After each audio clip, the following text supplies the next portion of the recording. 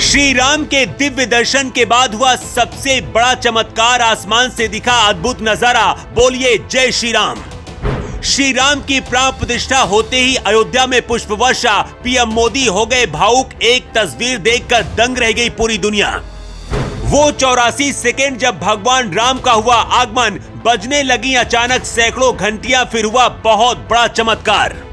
रामलला के दिव्य दर्शन पाते ही अयोध्या में एक ऐसा चमत्कार हुआ जिसे देखकर दुनिया हैरान रह गई।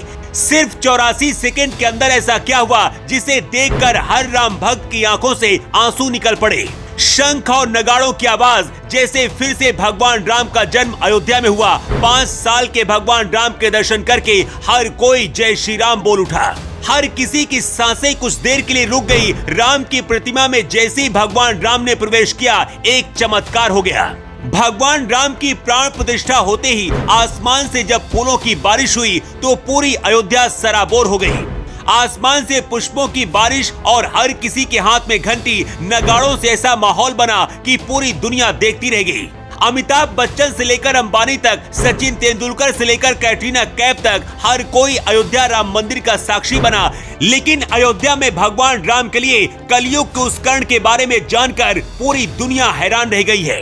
मंदिर को नागर शैली में बनाया गया है। मंदिर में पूर्व दिशा से प्रवेश किया जाएगा, दक्षिण दिशा से निकास है। मंदिर में 5 मंडप है, जिसमें नृत्य मंडप, रंग मंडप, सभा मंडप, प्रार्थना मंडप और कीर्तन मंडप नाम रखा गया है। 30 साल पहले पीएम मोदी ने जो कसम खाई थी, जब वो पूरी हुई तो मोदी भावुक हो गए। लेकिन जब आसमान से पुष्प वर्षा हुई तो पूरी अयोध्या का नजारा देखकर पूरी दुनिया खुशी से झूम उठी। लेकिन अब आपको कलयुग के उस दानवीर कर्ण के बारे में भी बता देते हैं, जो राम के लिए सबसे बड़ा दानवीर बन गया है। वैसे तो पूरी दुनिया से भगवान राम के लिए दान आया है, लेकिन दानवीरों की इस लिस्ट में सबसे पहले नंबर पर जो नाम है वो है मुरारी बापू का।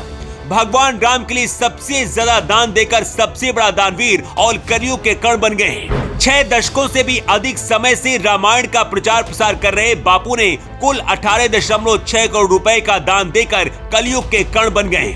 30 साल पहले पीएम मोदी ने कसम खाई थी कि जब भगवान राम का मंदिर बन जाएगा तभी वो अयोध्या जाएंगे। अब वो सपना पीएम मोदी का पूरा हो गया है और मोदी की वो कसम भी पूरी हो गई है। लेकिन अब आपको उस चमत्कार के बारे में भी बताते हैं, जब भगवान राम के दिव्य दर्शन होते ही अयोध्या में चमत्कार हुआ। शुभ मुहूर्त केवल 84 सेकेंड था। इसी 84 सेकेंड में भगवान राम ने अपनी इस मूर्ति में प्रवेश किया। इस दौरान प्राण प्रतिष्ठा में मौजूद लोगों के हाथों में घंटियां थी। अमिताभ बच्चन से लेकर नीता अंबानी, मुकेश अंबानी और सचिन तेंदुलकर तक हर किसी के हाथों में घंटियां थी। सभी लोग घंटियां लेकर इंतजार कर रहे थे। 84 सेकेंड में जैसे ही भगवान राम का आगमन हुआ, आसमान में हेलीकॉप्टर से पुष्प वर्षा होने लगी। हर किसी के हाथों से घंटियां बजने लगी। सिर्फ अयोध्या ही नहीं बल्कि पूरे देश और दुनिया के लोग भावुक हो गए और पीएम मोदी की आंखें भी छलक पड़ी।